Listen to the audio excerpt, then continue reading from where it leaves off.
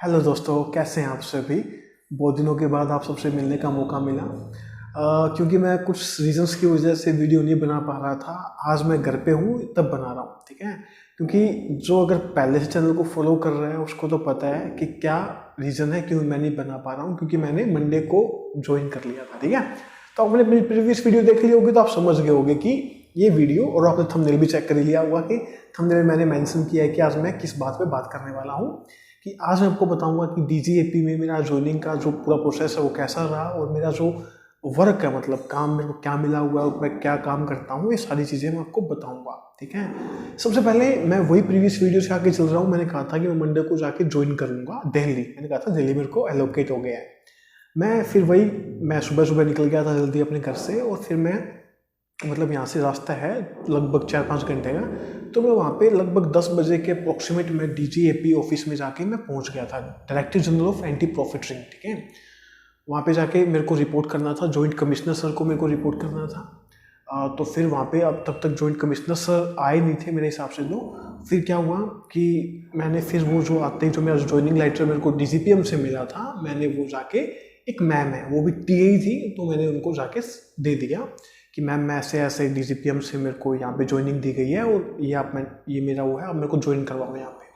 तो बोले ठीक है, मैं सबसे पहले आपको ना जॉइंट कमिश्नर सर से आपको मतलब मिलवाती हूँ, इंटरेक्ट करवाती हूँ, क्योंकि आपको रिपोर्ट है ना उनको ही करना है, ठीक है। फिर मैं तो ठीक था, मैंने थोड़ा बहुत वेट किया। फिर लगभग 10:30 के अप्रोक्सीमेट जो उन्होंने कहा कि जाओ जॉइंट कमिश्नर सर से आप एक बार मिलो और आपसे वो कुछ बातें करेंगे। मैं गया वहाँ पे जॉइंट कमिश्नर सर के पास। तो वे मतलब बहुत ही फ्रेंडली नेचर था उनका, और मतलब मैं कहूँगा कि एक तरह से डाउन टू अर्थ थे वो, बिल्कुल ही मतलब बिल्कुल फ्रेंकली और बिल्कुल फ्रेंडली बात कर रहे थे वो। उन्होंने मेरे से जाते ही कॉन्ग्रेचुलेसन कहा और कुछ चीज़ें पूछी, जैसे कि आपकी फर्स्ट जॉब है क्या, आगे प्रिपेयर कर रहे हो क्या, कहाँ तक आपने पढ़ाई की है, ये सब चीज़ें फॉर्मल जो हर कोई पूछता है, ये फॉर्मल चीज़ें, मतलब ये समथिंग ये सब कुछ पूछा। और उन्होंने कहा कि ठीक है, ओके फिर ठीक है। तो ये चीज़ मेरी कंप्लीट हुई। तो जॉइंट कमिश्नर सर से मैं वहाँ पे जाके मेरे को रिपोर्ट करा था, तो मेरा रिपोर्ट हो गया। उसके बाद फिर ज्वाइनिंग की जो रिपोर्ट होती है वो तैयार होती है कि यहाँ पे इस कैंडिडेट ने ज्वाइन कर लिया है। तो वो जो रिपोर्ट है वो फिर जो टीए मैम है जिनको जाके मैंने वो लेटर दिया था, उन्होंने प्रिपेयर करना स्टार्ट कर दिया।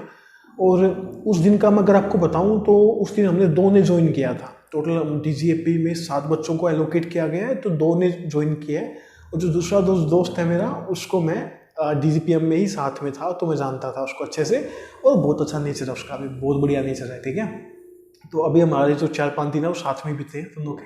तो आपको बताऊंगा कि क्या वर्क है, अभी जा ही रहा हूँ डिटेल से, ठीक है, तो समझना। तो जो पहला दिन था मेरा मंडे का ज्वाइनिंग का, तो उस दिन तो मेरी जो ज्वाइनिंग रिपोर्ट वगैरह है वो तैयार हो रही थी, ठीक है। और जो सर्विस बुक वगैरह वो मेरे पहले ही डीजीपी में तैयार हो चुकी थी। तो ज़्यादा यहाँ पे इतना काम नहीं था, मतलब कि मेरा जो ज्वाइनिंग का इतना ज़्यादा वो नहीं था, बस जो फॉर्मेलिटीज़ बेसिक होती है वो हो गई थी। उसके बाद फिर मैंने सबसे इंटरेक्ट किया, जितने भी ऑफिसर्स थे, जो एओ सर थे, सब मतलब जितने भी थे, मतलब असिस्टेंट कमिश्नर सर थे, मतलब सबसे मिलने का मौका मिला।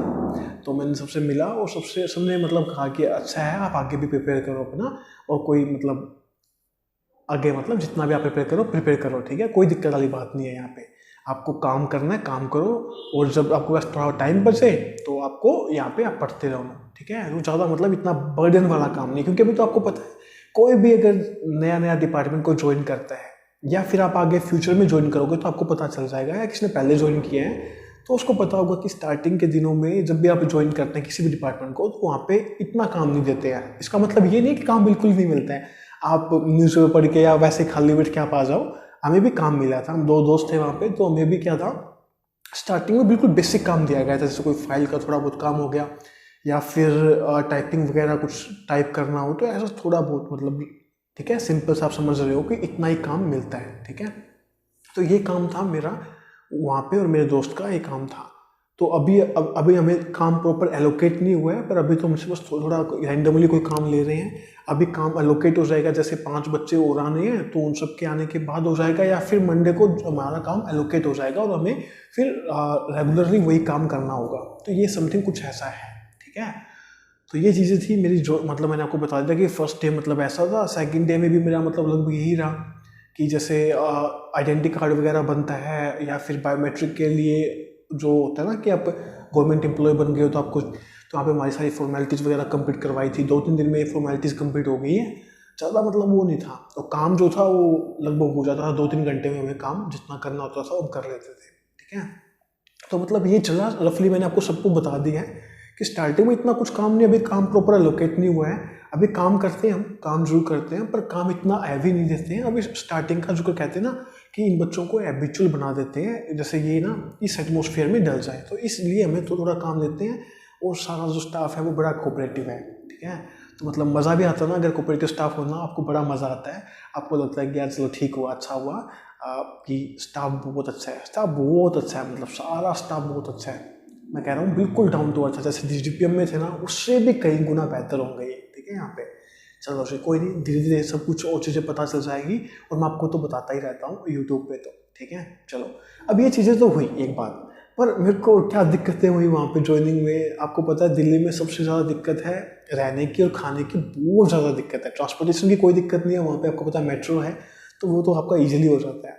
पर परंतु जो मेरे को जो ये दिक्कत हुई है ना, ये हुई है मेरे को रहने की और खाने की। अब रहने की क्या हुआ, स्टार्टिंग के 2 दिन तो मैंने ओयो से मैंने रूम बुक करवा लिया था। तो कब तक मैं बुक करवाता, तो ये चीज़ें फॉर्मेलिटी, मतलब काम चल रहा था ये तो 2-3 दिन तो हुआ मेरा।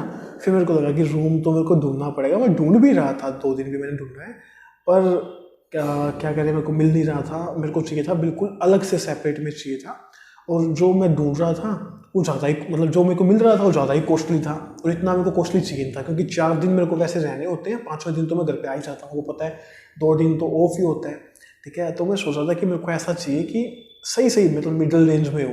तो जैसे एक PG टाइप में नहीं होता, आपने पता होगा अगर कोई दिल्ली का हो, तो वहाँ पे एक रूम में 2 बच्चों को स्टे करने का वो देते हैं वे, एक बेड उसका लगता है, एक उसका लगता है। तो वैसे ही मैंने क्या किया, मैंने वो पूरा ले लिया, ठीक है। आप समझ जाओगे कितना मेरा पड़ा होगा वो, ठीक है। तो मैंने वो पूरा ले लिया, तो इससे मेरा क्या है, वो काम बन जाएगा। तो मेरा काम बन गया, मेरे को सेपरेट चाहिए था, टॉयलेट बाथरूम वगैरह या जो भी है सब मेरे को सेपरेट चाहिए था, मेरे को सेपरेट मिल गया, ठीक है।